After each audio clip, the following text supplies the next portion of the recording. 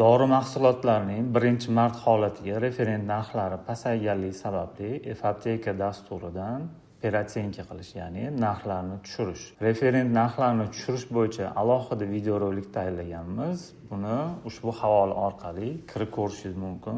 Hozir gapirmoqchi bo'lgan gapimiz referent narxlarni F-apteka dasturi orqali 50 ta, 100 ta, 200 ta bo'ladigan bo'lsa, bittali aptekada hammasini birdaniga narxini tushirib yuborish mumkinmi yoki yo'q?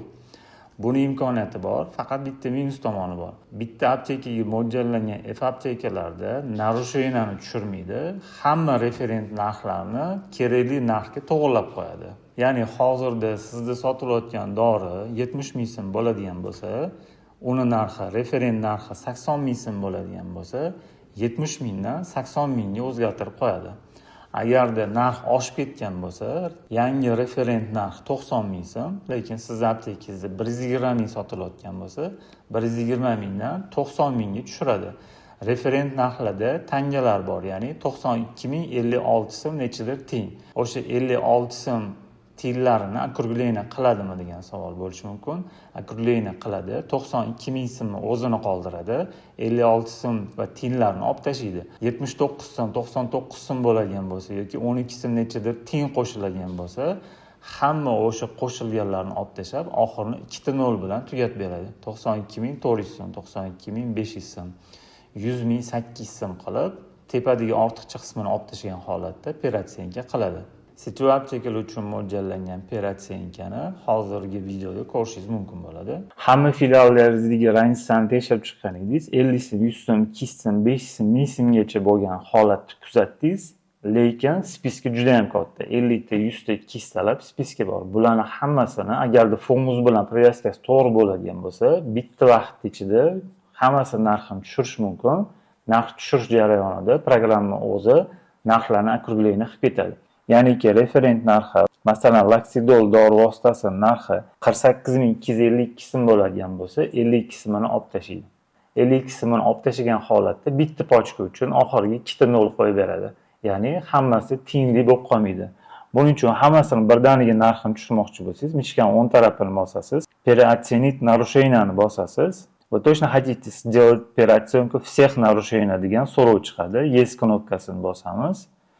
Va F-aptekadan operatsionka knopkasini bosib ko'rishimiz mumkinki, bu holatda sariq holatda turmaydi.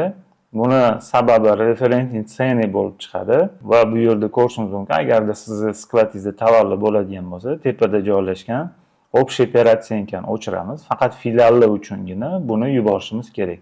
Yashil knopkasini bosamiz va buni tasdiqlab hamma filiallarga jo'natishimiz mumkin bo'ladi va hamma filiallarda o'sha 50 so'm, 100 so'mga oshib ketgan narxlar birdaniga okrugleniya bo'lib pastga tushadi. Ko'rishimiz mumkinki, bu yerdagi narxlar 36 ming so'm bo'lgan bo'lsa, 35 ming 900 so'm, 150 ming so'm bo'lgan bo'lsa, 149 ming 300 so'm. Ya'ni oxirida 2 ta nolni qo'ygan holatda okrugleniya operatsionka qiladi. Ya'ni tangalar bilan operatsionka qilmaydi. Agarda siz apteka sitvoy bo'ladigan bo'lsa, F-aptekaga kirganingizda kontrol referent narxga kiradigan bo'lsangiz, bu spiska bo'sh bo'ladi. Buni sababi skladda tovar yo'q bo'ladigan bo'lsa, hech qanaqa spiska chiqmaydi. Skladda ba'zi bir dorilarni saqlaydigan bo'lsangiz, ularning ro'yxati paydo bo'lish ehtimoli bor. Lekin sitvoy apteka снабжение kontrol referent narx bo'yicha kuzatiladi. Bitta apteka uchun mo'ljallangan referent narxlarni tushirishda kontrol referentga kirasiz. Agar bugun formuzda обновление qilmagan bo'lsangiz, spravочный medikament bo'limidan tepada push knopkada joylashgan formuz kitobchasini bosasiz va yes knopkasini bosish orqali referent narxlarni yangilashingiz mumkin. Referent narxlar sizda chiqmayotgan bo'lsa, programma haqida bo'limiga kirasiz va sizda F-apteka Gold dasturi yoqiq yoki yo'qligini tekshirasiz.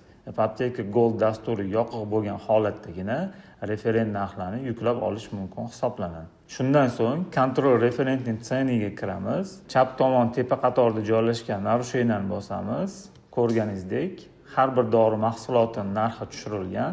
avvallari akrideferon 140.300 so'mga sotilgan bo'lsa, hozirgi kunda 117.190 so'mga sotilyapti. Bu dori mahsulotlarini har birini birma-bir tushirib chiqishingizni tavsiya qilamiz. Haligi ko'rsatgan holatda umumiy qanaqa tushirish mumkin? Tseniy peratsenkaga kirgandan keyin yangi dokument ochiladi. Mishkan 10 tarafini bosasiz. Peratsenit по референтным ценам knopkasini bosasiz. Вы точно хотите переоценить остатки по референтным ценам yozug'i chiqqandan keyin yes knopkasini bosasiz. Qaysi dori mahsuloti referentdan oshgan yoki tushib ketgan bo'lsa, hammasini referent narxiga mo'ljallab qo'yadi.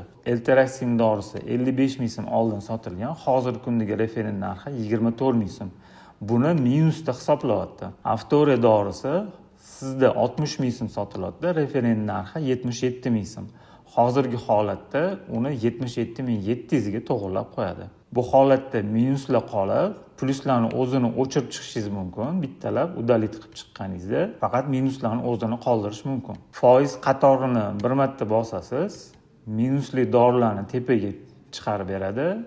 Plus bo'lgan, ya'ni narxini oshirib olgan dorilarni pastki qatorga tushiradi va bularni delete knopkasini bosish orqali birma-bir o'chirib chiqishga to'g'ri keladi. Agar bu qismi noqulay bo'ladigan bo'lsa, spiska katta bo'lib ketishi mumkin. Shuning uchun bu spiskani hammasini o'chirasiz va kontrol referentning tseniga kirasiz, narusheniyani bosasiz. Har bitta mahsulotini individual, ya'ni o'zingiz narxini tushirib chiqishingizga to'g'ri keladi. Mishkan 10 tarafini bosasiz, peratsenkani bosasiz. Yangilangan narx siz 55 ming so'm sotayotgan bo'lsangiz, yangi referent narx 24.724 so'm. Bu holatda siz 24.724 dan ortiqcha qismini olib tashlaysiz, ya'ni sotishga noqulay bo'lgan qismini olib tashlaysiz.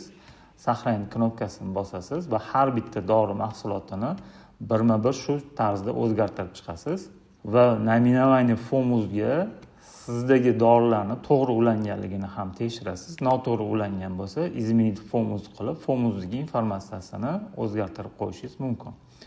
Har bitta dori mahsulotini narxini tushirganingizdan keyin peratsenka bo'limiga kirib, ochilgan yangi dokumentga sariq holatda bo'ladi. Avval Elteraksin dori vositasi 55 ming sotilgan bo'lsa, hozirgi kundagi 24.700 so'm va umumiy siz 30.300 so'm pul yutqizayotganingizni umumiy summasini chiqarib beradi. Sizda 100 ta, 200 ta, 300 ta dori bo'ladigan bo'lsa, hammasini summasini hozirgi holatda necha pul minusga kirganini ko'rsatib beradi. Summa va summa bir qatori bor. Siz sotuv summasidan yutqizgan qatoringiz summa bir qatorida aks etadi. Va ushbu dokumentni aktivatsiya knopkasini bosish orqali aktiv holatiga keltirasiz va F-kassada narxlar yangilanadi. Yetkazmoqchi bo'lgan ma'lumotlarimiz shulardan iborat edi.